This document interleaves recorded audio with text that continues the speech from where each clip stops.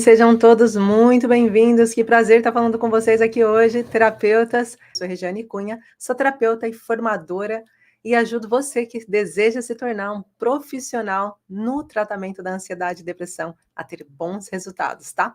O que é, por exemplo, ela acabou de falar o que eu falei logo no início dessa live, que normalmente um paciente ele vem te procurando sobre os sintomas e ela trouxe, ó, depressão, insônia e mal-estar e dor no corpo. E aí você, terapeuta, tem que conseguir olhar para isso e entender o que está acontecendo com a vida da Júlia. O porquê que ela está com depressão, mal-estar e dor no corpo, tá? E insônia. A insônia dela provavelmente é terminal, e no caso aqui, dor no corpo, por que ela está sentindo dor no corpo? Porque é processo de desvalorização. Então, provavelmente, sem precisar perguntar para a Júlia, se eu perguntar aqui, ela passou por alguma situação limite, por um trauma emocional que fez com que ela se sentisse desvalorizada, menosprezada. E isso está trazendo para ela essas dores no corpo. Então, eu preciso resolver esse conflito primeiro, tá? Então, esse é o primeiro conflito que eu preciso resolver. O resto eu resolvo por subsequência. Quando eu encontro a origem do que está acontecendo, automaticamente faz com que eu tenha melhores resultados com o paciente. Aí a gente falou, então, do processo de impotência. E daí a gente tem também sobrevivência.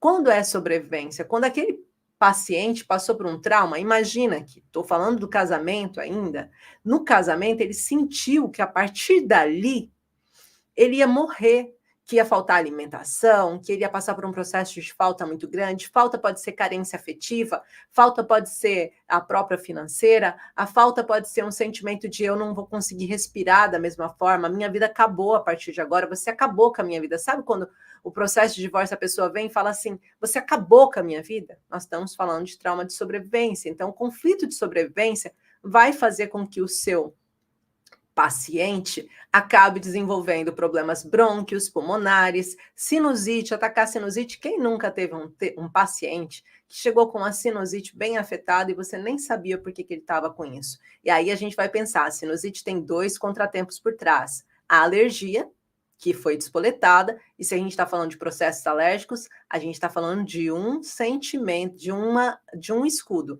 Mas se a gente está falando ali também dos broncos, a gente também está falando de sobrevivência. Então, a gente tem uma coisa dupla ali acontecendo, tá bom, gente? Então, é muito importante a gente perceber isso.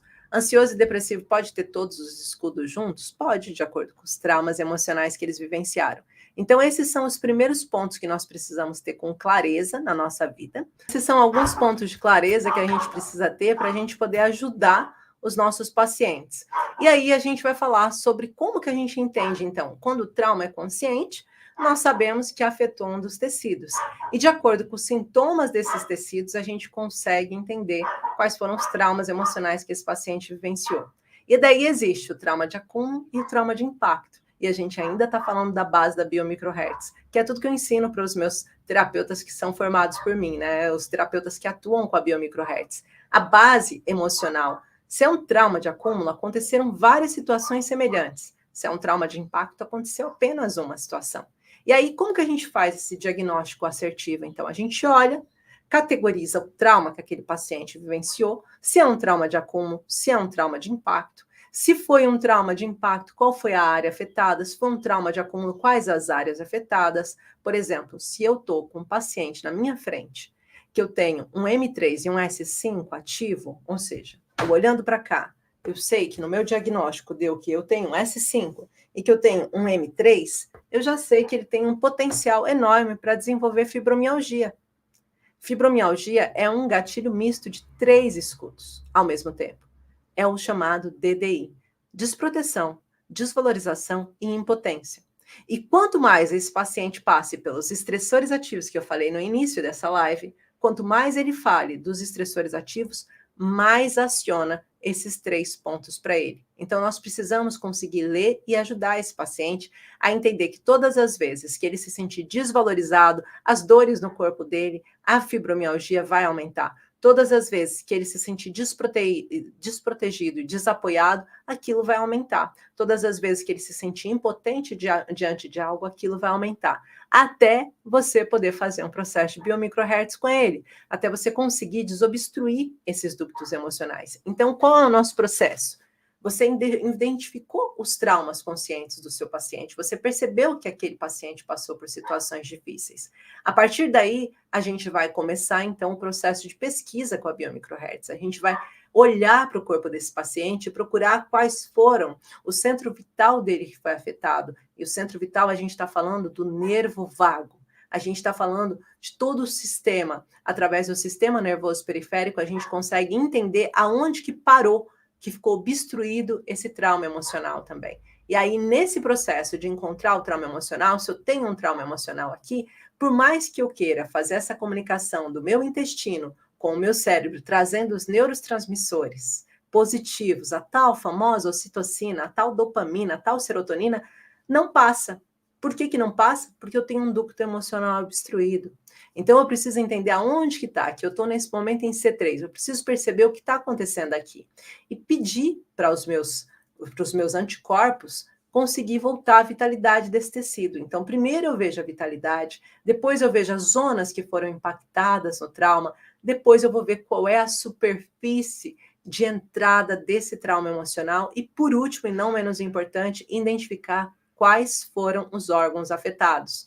E isso a gente faz através da biomicrohertz, encontrando quais são os pontinhos. É o pâncreas, é o fígado, é o rim, é o estômago, é o esôfago. A gente vai entender quais foram os órgãos afetados. E aí a gente faz o processo de regeneração celular através da microlesão, fazendo com que esse paciente possa voltar a fluir e a sentir a sua vida de novo. E o que eu acho mais bonito na biomicrohertz é que cada paciente é único.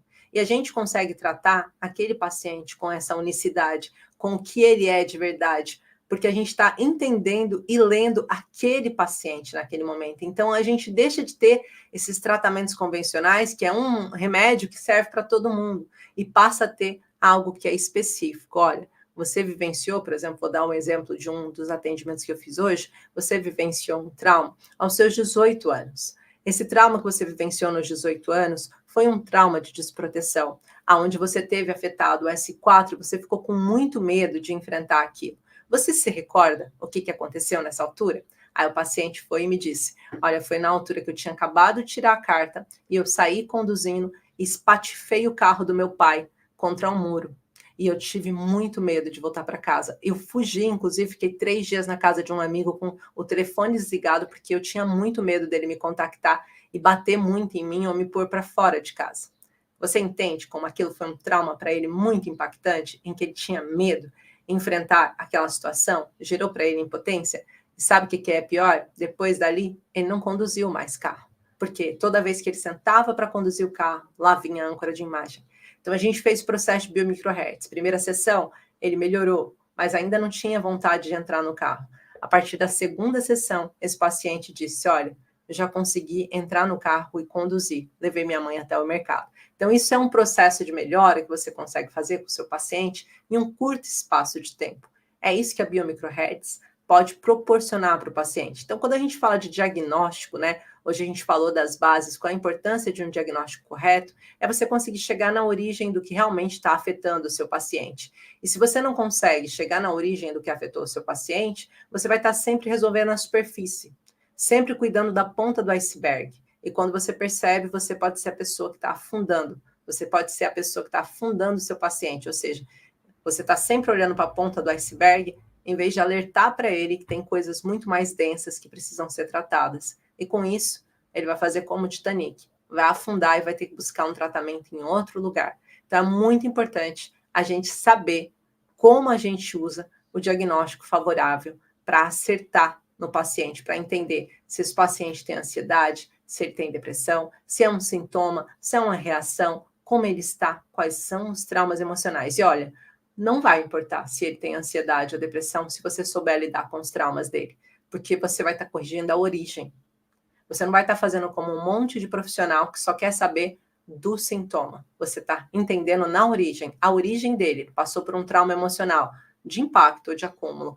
Além disso, foi afetada algumas áreas, por isso os sintomas. Se eu resolvo a base, eu tenho uma melhora do paciente. Fez sentido para vocês?